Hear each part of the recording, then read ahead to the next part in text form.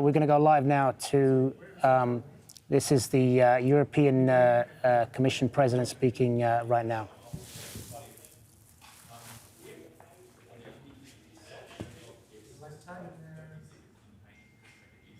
And in these dark hours, the European Union and its people stand by Ukraine and its people. We are facing an unprecedented act of aggression by the Russian leadership against a sovereign, independent country. Russia's target is not only Donbas. The target is not only Ukraine. The target is the stability in Europe and the whole of the international peace order. And we will hold President Putin accountable for that. Later today, we will present a package of massive and targeted sanctions to European leaders for approval. With this package, we will target strategic sectors of the Russian economy by blocking their access to technologies and markets that are key for Russia. We will weaken Russia's economic base and its capacity to modernize. And in addition, we will freeze Russian assets in the European Union and stop the access of Russian banks to European financial markets.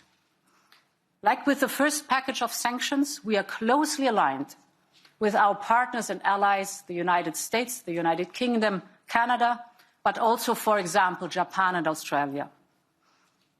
These sanctions are designed to take a heavy toll on the Kremlin's interests and their ability to finance war.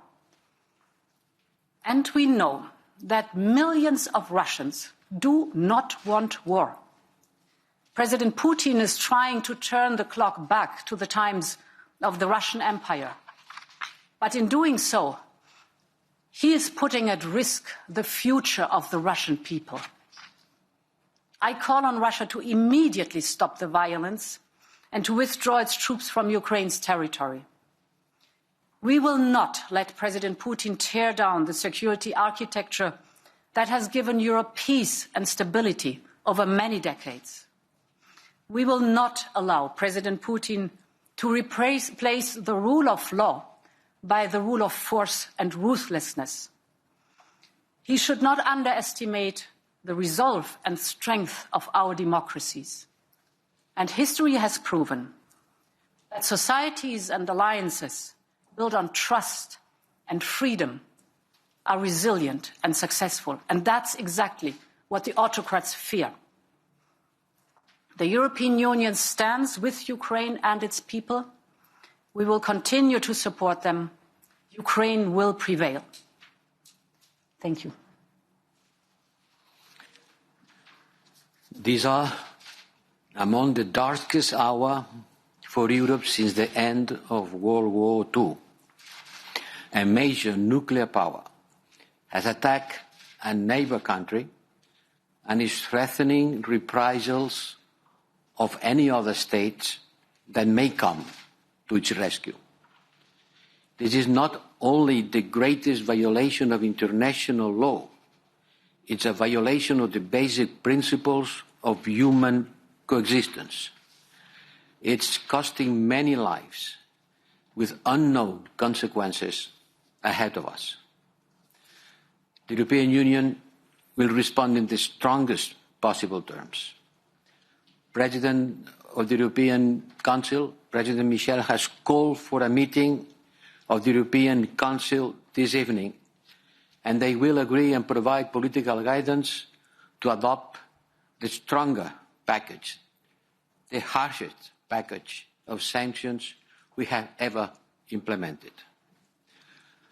As High Representative for the Foreign Affairs and Security Policy of the European Union, I will be in touch with our partners around the world to ensure the international community will be fully grasping the gravity of the moment and to call strongly and united on Russia to cease immediately this behavior, intolerable behavior, and Russian leadership will face unprecedented isolation. This is not a question of blocs. This is not a question of diplomatic power games. It's a matter of life and death. It's about the future of our global community. And we will stand united with our transatlantic partners and with all European nations in defending this position. We stand united in saying that no violence and destruction as means to obtain political gains. We, the European Union, remain the stronger group of nations in the world, and this should not be underestimated. More immediately, we will be designing urgent assistance to Ukraine in this dire situation. We will also be active in supporting evacuation operations, including of our own staff in zones affected by this Russian attack. The European Union, together with transatlantic and like-minded partners, have made unprecedented efforts to achieve a diplomatic solution to the security crisis caused by Russia. But Russia has not reciprocated these efforts and instead has opted unilaterally for a grave and premeditated escalation conducting to war. President Putin needs to stop this senseless aggression. And today our thoughts are with the people of Ukraine. We will stand with them. Thank you.